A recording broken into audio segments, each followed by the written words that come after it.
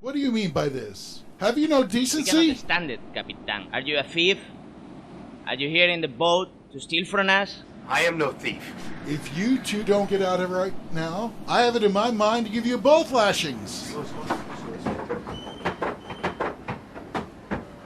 I'm not concerned about your personal life. Speak of it only if you wish. What a time to finally feel guilt. Your pleas for forgiveness are wasted. If you had a conscience, Victor would still be alive. He murdered everyone he held dear. Do you think I felt no remorse? I suffered more than he did. You cunning wretch. You come here crying over the trouble you've made? Oh, how wonderful it is to torch a house and cry over its loss. If Victor was still alive, you continue to hunt him and torment him. You don't mourn over Victor's death. The only thing you have is you're upset over the fact that his death has kept you from your revenge. No! He must have turned you against me. I am full of potential. But I focused on revenge. And I neglected my own life. I wish to be normal. Do you plan to kill again? I will stop you. Here. Life is not something that you should toy with. Are you sure the Taylors are the right fit for Bobby? Bobby will be just fine, Sarah. Or the last boy you placed with them? Had a troubled history. You read the boy's file. Yeah, he killed himself a week after he ran away. He was quite the disturbed young man, was William. Terrible business. And he wasn't the first one to have a problem with the Taylors. I've read all the reports from the other offices. Sarah, you must try to understand that most of the children protective services deal with come with a whole set of problems by default. It's the nature of the beast, I'm afraid. But to place them with people like that. Like what? Hard-working farm folk who don't have the time to pretty themselves up when you come to visit because they've been up since the crack of dawn trying to make ends meet? People who order their wives by mail because they don't have the time or the social graces to peruse the wine bars looking for the one. It's your first day, Miss Eckert.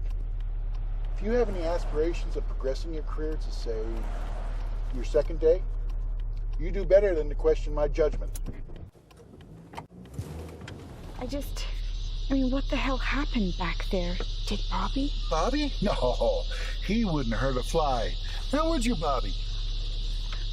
I just need to tell the police. Listen, Sarah.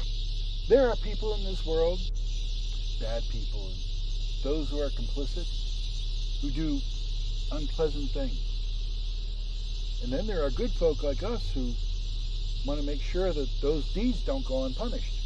Isn't that right, Bobby? And I'm afraid there'll always be people like you, Sarah. People who cannot be trusted to keep our secret.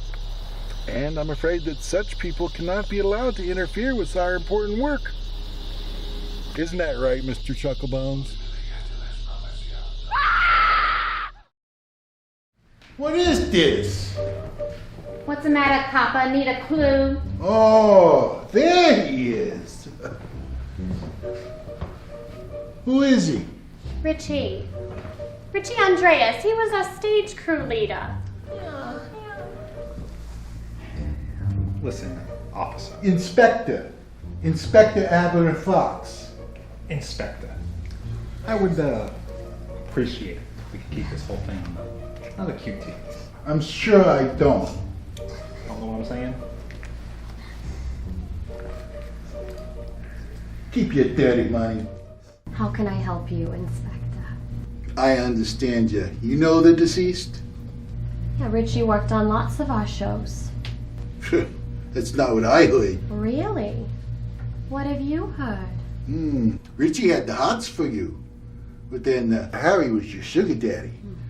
But when Harry gave you the bum's rush and you took up with Richie, well, Harry saw the green-eyed monster and decided to 86 the competition.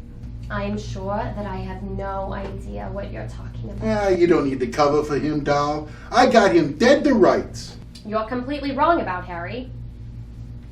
He wouldn't hurt a fly. Yeah, Capone and Luciano, a real sewing circle. What happened to the body? That corpse was evidence in the police investigation. What investigation? Dumb Moo grabbed the bad wire and fried him like a chicken. Case closed.